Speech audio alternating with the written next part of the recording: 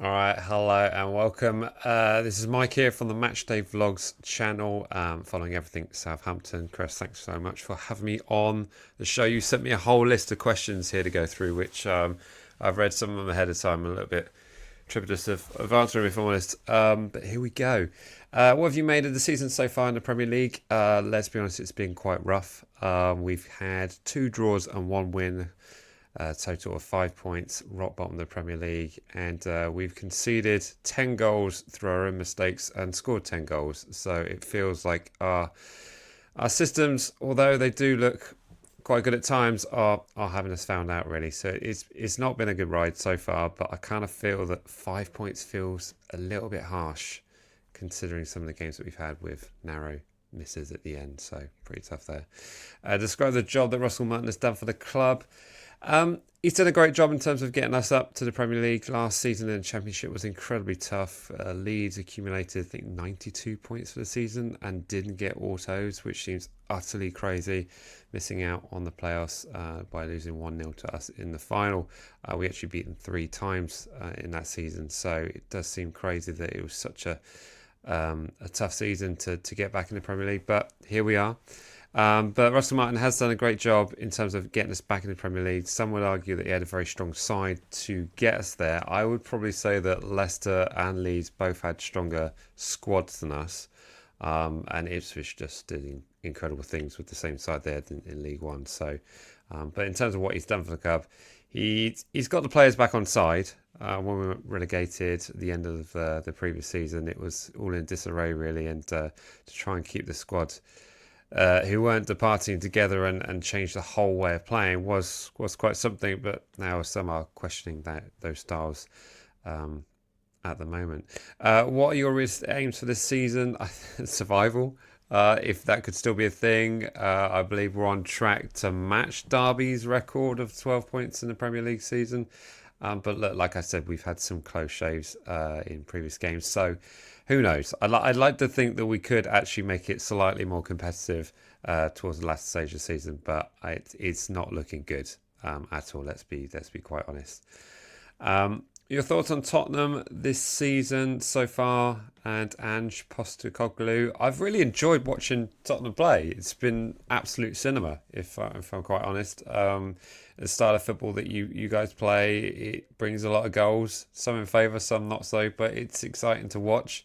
I know there's a lot of Spurs fans out there that aren't happy at all with the way things are going, and looking where you are in the Premier League. I'm sure you'd hope to be a lot higher, but it's always difficult, I think, when you're trying to find the balance of attractive football and actually getting points on the board. I can think back to our season under Claude Puel when we finished 8th in the Premier League and we're all miserable over here because we were just bored of seeing 1-0 wins and draws all the time. So it can be tough to find that balance, but I think he's done some good things at your club. I think how it is at the moment is perhaps an unfair reflection because the Premier League's, I think, tougher than ever. So there we go. Describe the last 12 months, Premier League to Championship to Premier League. Bowing out of the Premier League and knowing that we're going to lose James Ward-Prowse hurt a lot. I felt that the changes they made in the managerial positions with Ralph going and then bringing in Nathan Jones. Oh, I don't even like to say his name really. And then changing the system completely back under Ruben Sellers, who was basically present in the dugout through the entirety of the season. It was madness. It was going horribly wrong, but it was devastating to be bowing out of the Premier League after, I think, 10, 11 years established there. So to jump straight back up was absolutely amazing, and it was a great fun, of course, watching all those games last season in the Championship and seeing such a high win ratio. We're on a 25-game unbeaten run last season as well. That's something which broke our unbeaten run record in the league, I think, ever. So I don't think we'll perhaps ever see that again. Maybe next season if we're back in the Championship, but who knows. But it has been quite a ride. Your favourite memory of this fixture? I've got lots of fond memories of Spurs Southampton. One of which being when we came back from behind to beat you 2-1 with that Prowsey free kick at the end. Absolute scenes at St Mary's.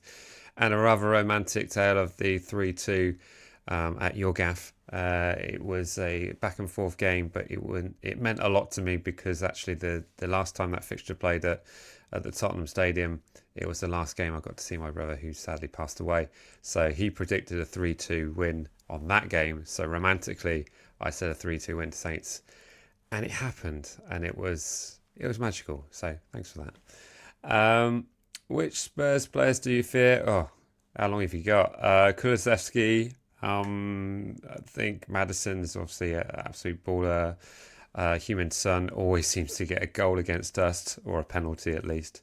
So there's plenty in there. Which Saints players should we look out for? Who have been the best performers so far? Also, any team news? Ramsdale's not going to feature. I had spoken to Ramsdale, did a little filming feature with him on something else we were doing together, and he did say his fingers can be cleared for training from the 10th. And so he hoped to be back for the Spurs game, but that turns out that's not going to happen because he's on the TNT panel. So he won't be there for that, which will mean we have McCarthy in goal. Other omissions, I think, were all good apart from that. Jan Bednarek's going to be back. Paul Onuachu is going to be back. So that's all good news. Don't think we've got any other injury concerns there. But which players you should look out for? I'd say Tyler Dibbling, absolutely ripping up the Premier League at the moment. We were thinking, is he going to get Premier League game time? And he has, and he's absolutely stormed it. He's just 18 years of age as well. So, but he's looking so composed. And one of those players that you watch at Southampton and you think, yep, just enjoying why he's here. But I certainly hope with a year and a half left on his contract and a new contract on the table for him, that if something was to happen, it would be a hefty price tag. But he does have that sort of feeling of watching a Virgil van Dijk or a Gareth Bale or a player of that stature. But of course, at only 18 years of age. He did actually go to Chelsea for about 6 months. He's a Chelsea fan at heart, but didn't like it, and then came back. We worked out a deal to bring him back to Southampton Academy. So yeah, we're just thrilled to have him. Another strong form would be Mateus Fernandes, attacking midfielder, has looked absolutely great. And that's about it, really. I mean, the ones to really shout about would be those three players, but of course we've got Kyle Walker-Peters in there. Flynn Downs, who hasn't had a great season, if I'm completely honest, is still a presence in midfield and certainly one to kind of be a pivot for the game in midfield. So certainly one to watch out for there. Let me see, what sort of game are you expecting? I'm expecting similar to what I saw against Chelsea. Now, that's not to say you're going to win 5-1 or anything like that, although that might happen. But I'm expecting a kind of an end-to-end game. They're bouting as El Sacico, with Russell Martin on the brink and Ange on the brink as well. So I expect either a very cagey game or a very exciting game where it's kind of end-to-end stuff. So back in the Chelsea game before Jack Stevens got sent off, it was actually looking like we were going to get another goal back. So I expect this one to be a similar affair. Prediction, where will Southampton and Spurs finish in the league table at the end of the season? I'm predicting, if my head's on right, I would say that we're going to be back in the Championship, if I'm brutally honest. My heart would like to see us still turn it around. Of course, it's still mathematically possible. And we're only in December. But with 5 points on the board, it's not looking too good. I think Spurs, that if you put on a run of form, then you could see you pushing back for the European places. But there's a lot of clubs going for it. You know, you've got Newcastle around there, you've got Bournemouth and Brighton, who are all sort of overachieving at the moment. We've got Nottingham Forest up there, so there's a lot of teams up there who you probably expect to drop away a little bit, but a lot of them are performing very, very well. So I think it's going to be pretty tough to get in and around it. And of course, Chelsea's back. So who saw that coming? 2 billion in the bank. What can you do? Let me see. Okay, predicted lineup. Final question. Predicted lineup and score prediction, tactical setup. I think we'll probably set up again similar to how we set up against Chelsea, not too defensively. I think we've got to go for it really, because we didn't actually get shot on target when we were away at Aston Villa. So I think Russell Martin's going to be wanting to prove some of the naysayers wrong. So I can see us not being overly defensive. We've not really been overly defensive at all in the season so far. But when I say that, is he going to play with 3 centre backs and wing backs, or is he going to stick with a back 4? I think I'll probably stick with a back 4. So we'll wait and see how that one pans up. But in terms of score prediction, I've always got to back my boys and go for let's go for a 2-1 Saints win with a pinch of salt. There we go. But anyway, Chris, thanks so much for having me on, and all the best for the rest of the season after this fixture, of course. But of course, you can find me over on matchdayvlogs.com for all the merch stuff, but also on YouTube, TikTok, and Facebook and Instagram and all those things. Cool. Cheers, Chris. See ya.